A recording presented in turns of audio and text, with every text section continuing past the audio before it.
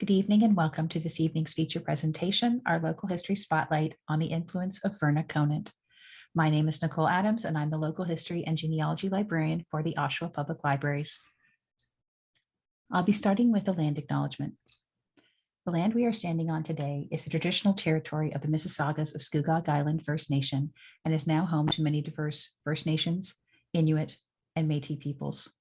We acknowledge that Oshawa is covered under the Williams Treaties, and as settler on these lands, we are all treaty people. May we respectfully honor the knowledge and understanding of the Indigenous stewards of these ancestral lands and ensure that the voices of the First Peoples are represented in our collections, programs, and services. In honor of Women's History Month, we are joined today by Lisa Terich from the Oshawa Museum, who will be sharing the story of Verna Conant, a true force in Oshawa's history. Now, there will be time for questions at the end of Lisa's presentation. You can put those in the chat, or we can open up your microphone at the end and you can ask the question yourself in using your own voice. So I'll turn it over to Lisa now. Thank you. Thank you so much, Nicole. It's always a pleasure to join you for this local history spotlight. I am going to do what everybody does, and I'm going to talk myself through sharing my slides. So if y'all don't mind hanging on for just one moment. There we go. I also have a horrible habit of talking with my hands. So at certain points, you're probably going to see me talking and gesturing. I really hope that does not become too distracting for everyone. So once again, thank you so much for coming out for this talk tonight. The legacy that Verna Conant has left behind is indisputable. Today, I am very excited to be sharing her story with you. But first, a little bit about the Oshawa Museum. We started in 1957, thanks in large part to the woman who we're going to be talking about tonight. And for over 60 years, we've collected and shared the history of Oshawa from the earliest Indigenous inhabitants to present day. Oshawa is located about 50 kilometers east of Toronto, as most of you, I'm sure, are well aware.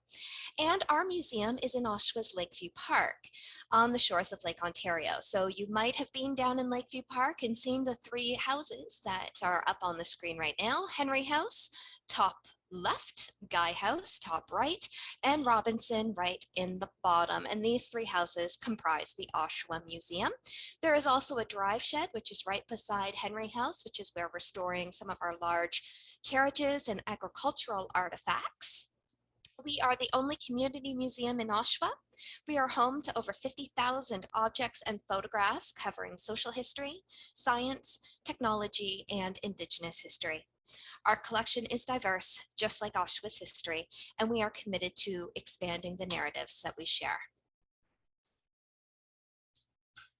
Born on April 23, 1888, Verna Rowena Smith was delivered by one of the first women doctors in Canada, Elizabeth Smith Short, who happened to be her aunt. The Smith home was in Winona, Ontario, on the shores of Lake Ontario between Stony Creek and Grimsby. This happened to be prime land for growing fruit, which is ideal when you are the heir to a jam and fruit empire. Being the only daughter in a wealthy family meant that Verna wanted for very little throughout her childhood. In the past, she had told a reporter, quote, "My father was the grandest father any girl could ever have. I always went shopping with him and he'd let me buy anything I wanted. He'd ask, 'Do you need it?' I'd say no, but I want it." I mean, really, who hasn't ever taken that point of view in their lives before? Sometimes you just want something. Verna's first job was picking fruit on her parents' farm. Each fruit had to be picked whole and inspected for blemishes. As a child, she was always sports-minded and enjoyed playing tennis, horseback riding, fishing, football, and hunting. The Smith family was also very active in their local community. For example, her mother was the first president of the Women's Institute of Canada, and her father was a member of Parliament in Ottawa. Verna followed in their footsteps and became involved in a variety of different local groups. So next time you are in a grocery store and you see E.D. Smith's jam on the shelves, that is the connection to Verna. That was the company that her family owned. Verna was well educated for a young woman of the era. She attended Winona Public School and Hamilton Collegiate Institute before attending the Ontario Agricultural College. The OAC originated in the agricultural laboratories of the Toronto Normal School and was officially founded in 1874 as an associate agricultural college of the University of Toronto. Since 1964, it has been affiliated with the University of Guelph, which operates 4 campuses throughout Ontario. Early in the 20th century, Verna attended Havergal Women's College in Toronto. It is one of Canada's preeminent independent schools for girls from kindergarten to grade 12. Founded in 1894, the school was committed to the education of women long before it was commonplace. She aspired. I don't know why I was tripping over that. My apologies. She aspired to be a nurse, but as relayed to a reporter, quote, "I always wanted to train as a nurse, but my parents wouldn't allow it." She was also quoted as saying, "I always longed to be able to support myself, but the daughters of the well-to-do never worked." Being from an affluential young family also offered her the opportunity to travel, and she was well-traveled. Verna recalled spending winters in the South with her parents and traveling to the United Kingdom and France on business with her father. He would become a member of parliament and a senator from 1913 to 1946. So Verna would spend a lot of time in Ottawa with him as well. Now, details on how Verna met her future husband Gordon are unknown to us at this point, but we do know that they met in 1912. In a newspaper article published in the Oshawa Times, Verna recounted a really fascinating story about their courtship, and this might be one of my favorite stories about Verna. She recalled driving from Winona to Hamilton to meet Gordon's train very late at night, and in order to remain inconspicuous, she did so dressed as a male. Remember, 1912, this would have been a little risque for the time. And she was quoted as saying, "My parents did allow me to go meet Gordon, but I sometimes wondered what they thought of me going out like that." Now, this photograph that you see up on the screen is from the Oshawa Museum's archival collection. It's a photo of Verna and Gordon riding horses along Simcoe Street South. So you can see just to the right of the horses, you can see the train tracks. And the photograph is looking north towards their home. And I'll be chatting about their home in a short little while. Verna Conant, and for those of you who are well-versed in Oshawa's history, the Conant name is very well known because they have long-standing settler roots here in our community, tracing back basically to the turn of the 19th century. Gordon was a lawyer, he was an attorney general, the mayor of Oshawa, member of provincial parliament, and for a short time, the premier of Ontario. Verna once said, quote, "I was alone a lot because my husband was out at meetings just about every evening. I sometimes wondered why I'd bothered to get married when I could have been out with any of 7 boyfriends." Now, they were indeed married on the 25th of June, 1913 in Winona. The couple had 3 children, Douglas, Roger, and Genevieve, who sadly predeceased her parents in 1936. While Gordon was a liberal, Verna, quote, "followed her father's conservative philosophies," to which Verna said, "We never discussed politics in that sense."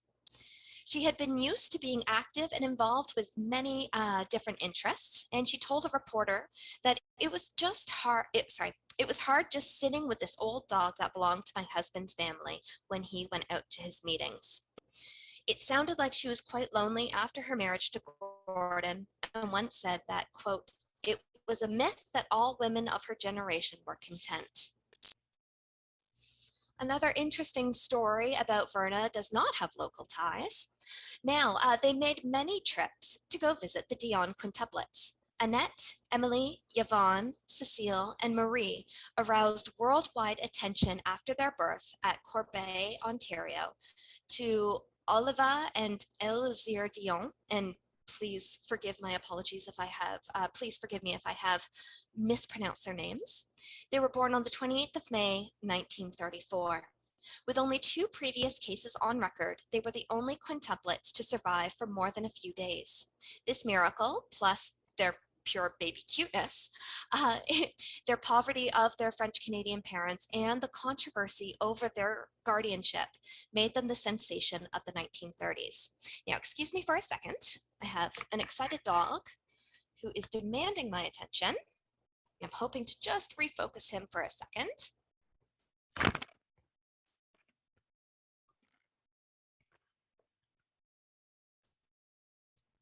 Unsuccessfully refocusing. Apologies, folks.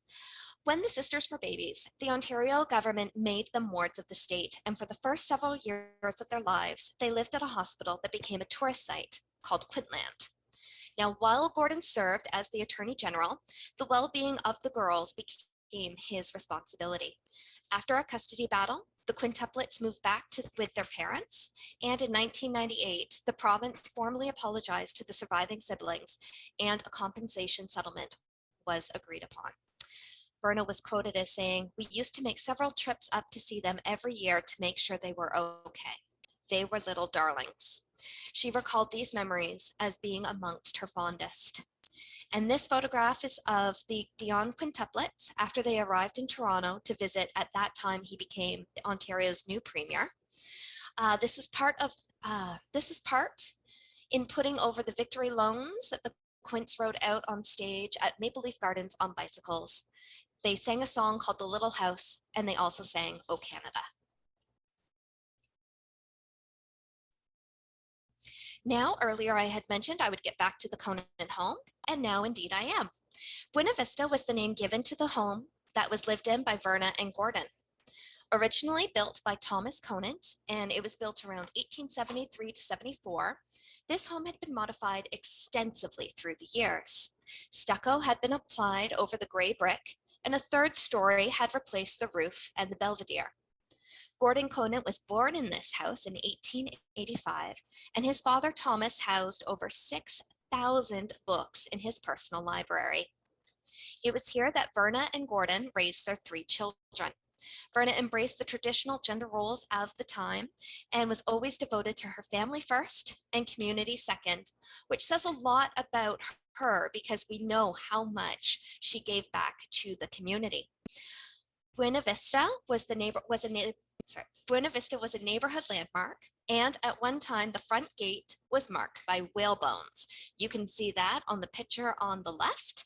I'm not quite sure what's happened to the whalebones, but we have chatted quite a few times as staff, wondering if one of these days someone is going to just find these whalebones and wonder whether or not Lake Ontario had whales, because what other explanation would there be for whalebones? It was the front entrance to the Conant's home.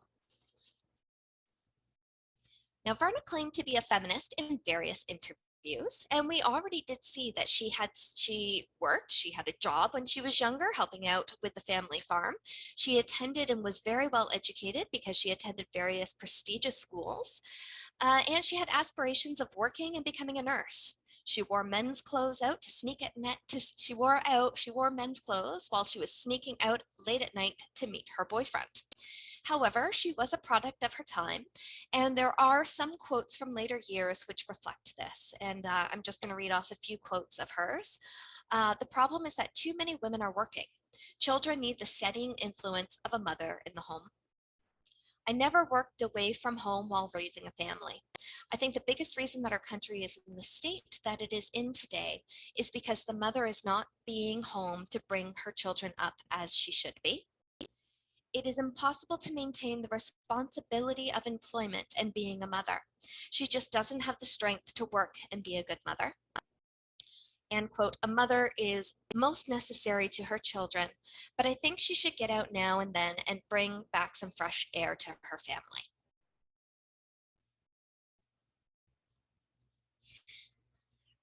If you did not attend the OHS's speaker series about the history of guiding, I would recommend that you can go and check that out. Nicole joined us and led that talk, but I don't think it would be possible to talk about Verna and not talk about guiding. When Verna was just 6 years old, she met Lord Baden-Powell in Toronto, which she believed was possibly what inspired her to become involved with guiding. However, she herself was never a guide growing up, saying that there was not a unit close enough when we lived in the farm near Winona. I knew that I would have been one if I could. Eileen McLaughlin, who was the daughter of Adelaide and R.S. McLaughlin, she was the one who coaxed Verna into eventually pursuing guiding. Eileen had asked Verna to start a unit in Oshawa, but at the time Verna had just moved here and she was a new bride. Spending time with kids in that capacity was not part of her mindset at the time. Eventually, though, Verna did get involved. She traveled to England, spending quite a bit of time with Lady Baden-Powell. She was quite enamored after she met her. Verna recalled that after the Second World War, the girls' uniforms were made from used soldier uniforms. The first time she met Lady BP was during a guiding convention on a train going from Manitoba to Ontario. They had the opportunity to travel together for 20 days. Verna said that, quote, she told me her name once, we shook hands, we were guides together right away. We were just like sisters for those 2 weeks, absolutely sisters through the whole trip. Sorry, I jumped the gun. Later, there was a meeting in France and Lady Baden-Powell asked me to stay with her in London. I didn't want to sleep the whole 3 nights I was there. Verna had a full circle moment on that trip. The place where she was staying with Lady Baden-Powell, Verna had walked beneath the same windows on a visit to London as a child, and this was apparently quite a moment for her. Later in life, Verna was the provincial commissioner of the Canadian Girl Guides, and this was from 1946 to 1950. During her tenure, she funded the Doe Lake Girl Guide Camp in Sprucedale, Ontario, and this is located just north of Huntsville, if your knowledge of Ontario geography is just as strong as mine. And the 626-acre camp opened in 1949. Lady Baden-Powell visited in 1955, 1962, and in 1969.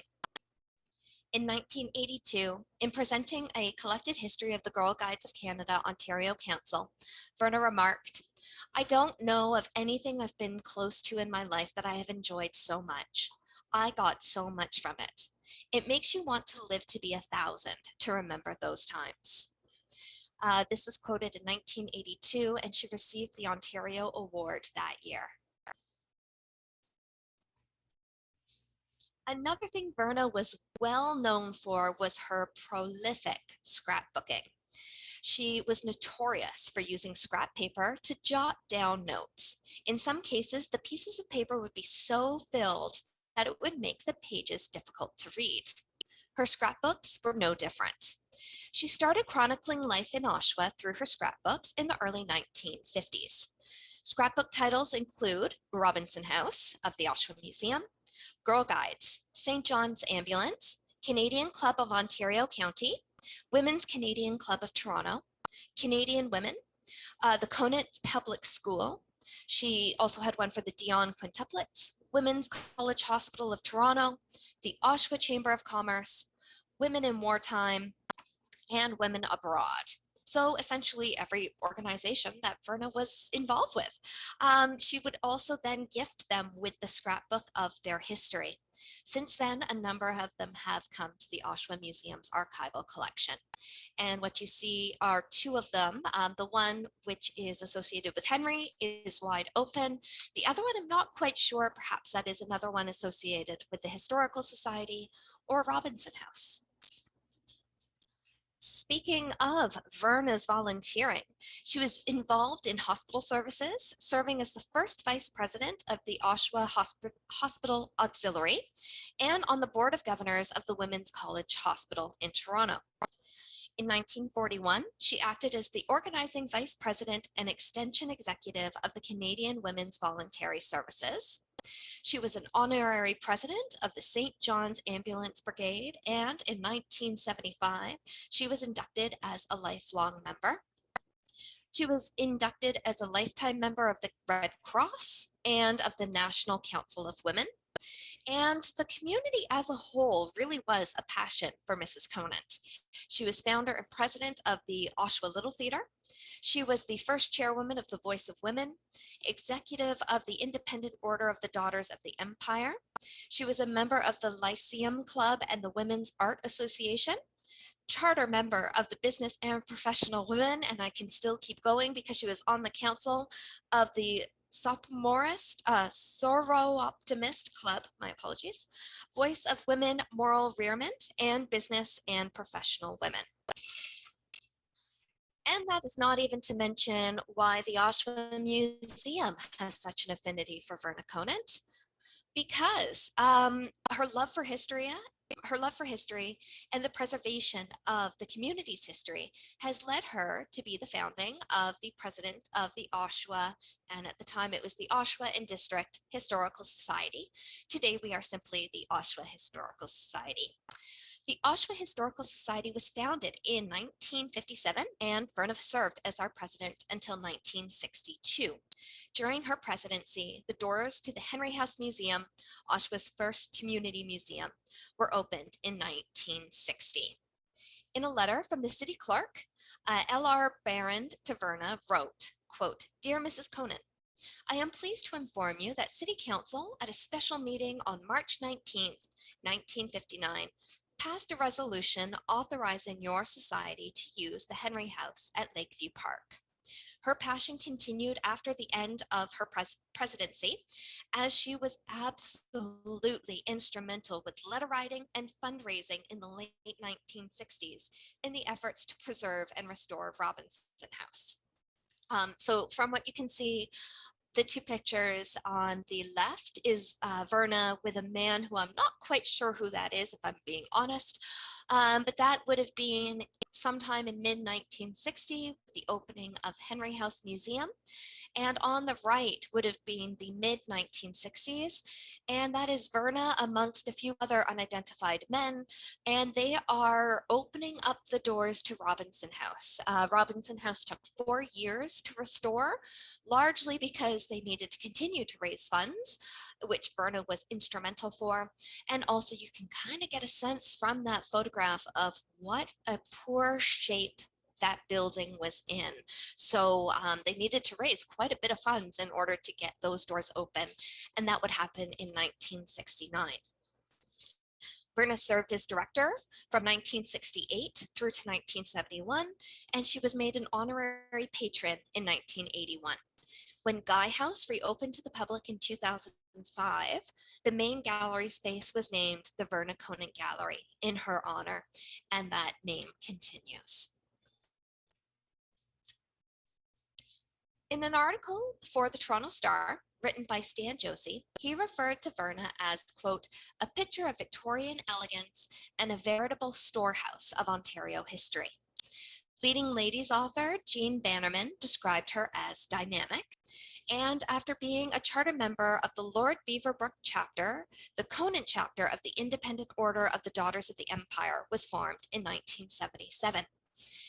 In 1981, Verna was 93 years young, and she told a reporter, "I still like to be independent and do my own thing." In November of 1985, the Conant homestead, Buena Vista, was torn down to be replaced by a complex of townhomes. While the home is no longer there, there is a small monument erected, and the complex is known as Conant Place. And if you're ever down in the Cedardale community of Oshawa, there are several streets in this area which bear the name of Verna's in-laws. There's Conant Street, which is named after the family. Thomas Street is named for Thomas Conant, which would have been Verna's father-in-law. Gordon Street was likely named after Gordon Douglas Conant, Verna's husband. Daniel Street is likely named after Daniel Conant. Daniel was Gordon's grandfather. He was a landowner, business owner, and was involved with shipping in Oshawa. And finally, one of these last streets that we can see circled is Rowena Street, and that very likely was named after Verna. Mrs. Conant was truly a community leader, and she dedicated her life to so many organizations in Oshawa. Verna passed away on May 7th, 1992, at the age of 104, and she is interred inside the mausoleum at Oshawa's Union Cemetery. In compiling this presentation and trying to get so many of these quotes from Verna, these are a handful of the sources that we turned to, so that we were trying to capture her and her words as best as we could. And with that, I'm going to say thank you all so kindly for listening. And at this time, I will do my very best to answer any questions that you might have.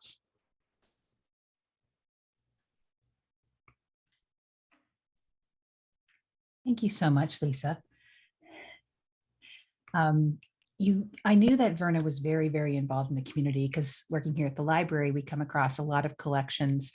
We have a collection of scrapbooks from the Star Optimists Club. We have the guiding collection we got donated to us recently, which I based my presentation on last year. For those interested in the history of the guiding, that's on the library's YouTube channel. And we also have something about the IODE, the International Order of Daughters of Empire. We have a load of their scrapbooks that they gave us a few years ago as well. And we have some things on the Lyceum Club, the Women's Art Association. So, and her name is everywhere. So it's just, I knew when I asked you to come and speak that there would be a lot of things that I would already know about, but there's so much more that's there. I don't think a lot of people realize that she has a connection, and her father was E.D. Smith, and that she came from a life of privilege, and and her husband was so accomplished as well. But as you see, many of the cases of a lot of women of influence in the city, they married men of influence, but they did so much for the community because at the time it wasn't seemly to have a job. And it's interesting, the quotes that she had, and of course, a woman of her time, but and things that we think now, like, well, would I have been the same way? Most likely, because, are there anything surprising that you discovered in your compiling this, things you didn't quite know about her, even though you obviously at the museum, you know so much about her? I think when rhyming off that list of organizations that she is involved in, like, yes, I knew about so many of them, but it just feels like that list is never ending. To know how many different organizations she had been in is just absolutely amazing. I've also grown up with a little bit of a soft spot for the Oshawa Little Theater. So knowing that she had such a great influence, and she was one of the first people to start that organization, which, I mean, that I believe their roots get traced to the 1920s, and she only arrived in Oshawa in 1913. So it looks like that her giving back to the community started quite early. I had a question. Someone was asking, what is the original location of the Conant residence if I visit South Oshawa? So it was located on the southwest corner of Simcoe and Wentworth Street. It is sadly no longer standing, but there is a very large townhouse complex at the southwest corner, and that is where their home had stood.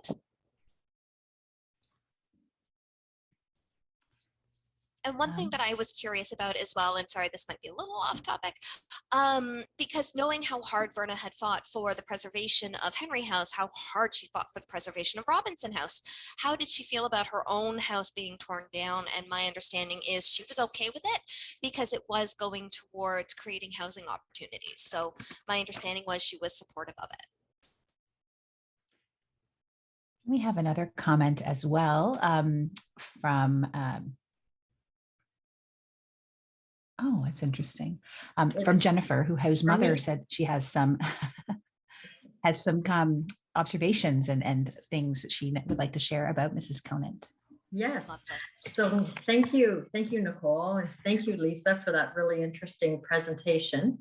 My mom, Donna, sitting right next to me, was Mrs. Conant's PSW in the early 80s.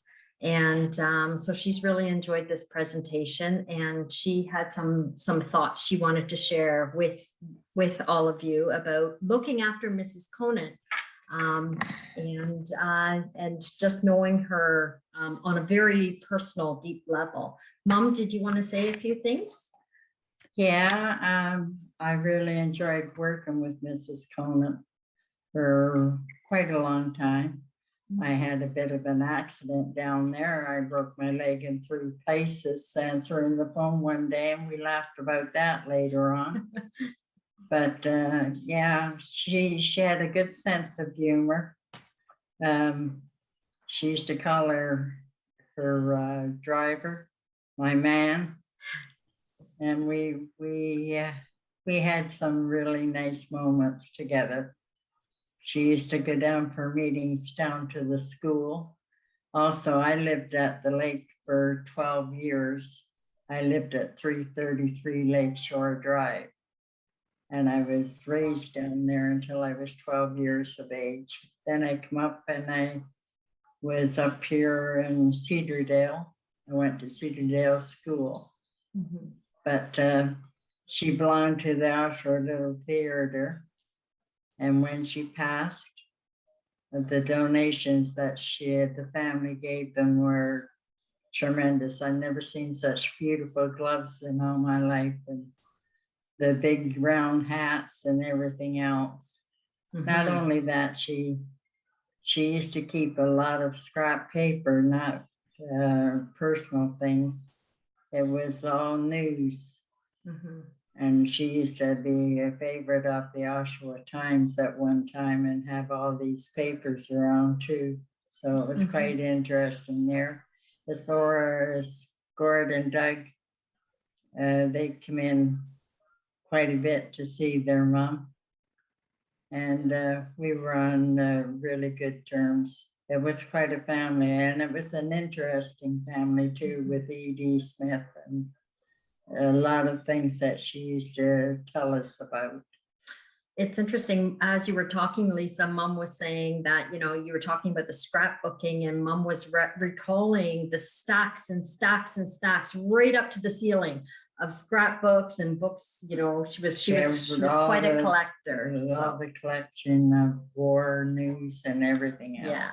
So, and thank you so much for that. Yeah, if you've ever had an opportunity to go through her scrapbooks as well, you will see that it is sheet upon sheet upon sheet, and they're all folded together. Like, just the way that she collected was unreal. When my brother passed, I had made a book up for him before he passed. And it was all about what happened down at the lake when we were kids and everything else. And about Mrs. Robinson's house, mm-hmm. the Henry house, and Dixon's, the Hills, the Stones, the Collies. I can tell you every one of them that lived down there. The Sloans and Barnharts. Later on, as we hit our teenage years, we used to go to Barnhart's, Jubilee, for dancing and everything. Oh, I love hearing both these memories about Mrs. Conant. I just soak up all the memories of what it was like down in the lakeshore, because that was such a vibrant community as well. My goodness, we had canoes down there and everything else. We had a merry-go-round and everything else. It was nice, and it was great. There was a lot of people that came down there for picnics and everything else, and it was like a little community of your own. There was a lot of nice people down there. So thank you for this presentation. And yeah, I was with Mrs. Conant when she left to go to the nursing home, and yeah. And actually, and Mom had given me, I was just small, Mom had given me so many of her silk gloves too. I love to play dress up with Mrs. Conant's clothes. So it's really nice to kind of go down memory lane. Thank you. But Okay, I remember that. and she was quite the lady. She used to say, "My man, Donna, go get my man." You know, we had a joke about that. There was three of us. There was Bonnie and Lizette and myself. Yeah. Thank you, Donna. Thank That's you amazing. so much. Thank you. I think we have another question, actually.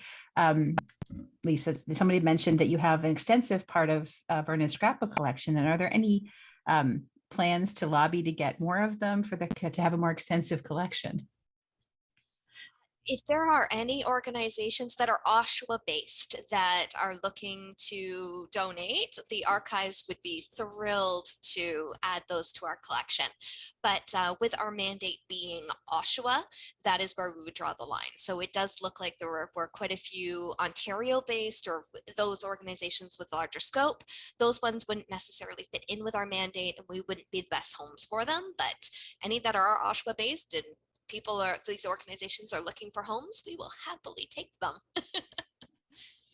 I know that someone else had a question regarding her children. She asked, what role, if any, did her children go on to play in the community?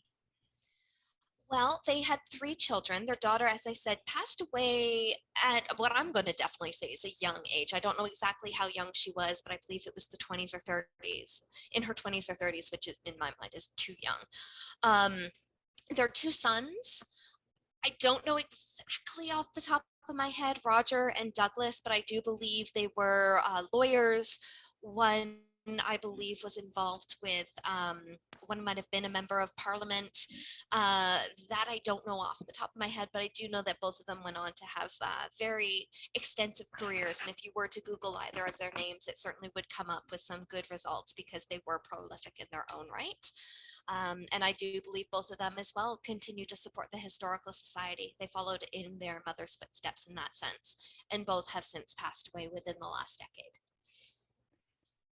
Lisa, you mentioned about the Conant School in your presentation. Someone had a question about whether Mrs. Conant was present at the opening of the former Conant Public School, which is now a seniors center. That I don't know off the top of my head. So I don't want to, it would be a safe bet to say, yeah, she probably was there, but I don't want to say for sure in case I'm wrong. So that's one I'm going to write down, see if I can find an answer in the archives, but I don't know off the top of my head. Sorry about that. Now, do we know, are there still any Conant descendants still residing or connected to Oshawa today? Directly from Verna and Gordon, I'm going to say I don't believe so, simply because I believe both of their sons moved to Toronto or within other areas of the GTA. But that being said, I know that Gordon had siblings and there were other Conants around. So yes, there certainly are Conant descendants, but not necessarily from Gordon and Verna's line. Hey, I think Thank you all. These questions are keeping me on my toes. Someone else is asking, are there Conant archives accessible for historical reference and research? Yeah. Our archives, we simply ask that an appointment is made so that we can have all of your information out and handy and ready to go. Conants, I can definitely say we've got Conant stuff in our collection. But generally speaking, I always encourage people to make an archival appointment, because if you are looking for something super specific, I would hate for you to come down to the archives and it turns out we don't have what you're looking for. So our information is available on our website, www.oshawamuseum.org. All of our contact information is there, and you can get in contact with us and we can get you all booked up for an appointment to take a look at the archives. And I've just popped the website link into the chat. Thank you so much, Lisa. You've opened my eyes to so much more of what she had accomplished. I knew it was a lot, and now I realize it's much more than I expected. It's a lot. It makes you feel like in my own personal life, have I accomplished enough? Have I done enough? Like, what's your legacy, right? She definitely has an amazing legacy in this city. So I think we're going to wrap it up for this evening. Thank you so much, Lisa, for joining us. We will be resuming having our next talk on the history of Oshawa is going to be the history of the Oshawa Generals in May of this year. So that'll be happening on May 16th. This will be still on Zoom. We are returning to in-person programming at the library, but not all of our programs are moving towards that for this section of our programming for this year. But in the fall, we're looking at doing more in person. So I hope you can join us for that. And thank you so much, Lisa, for joining us. As always, it was a pleasure. Loved it. Thank you all. Take care, everyone. Have a lovely evening. Thank you.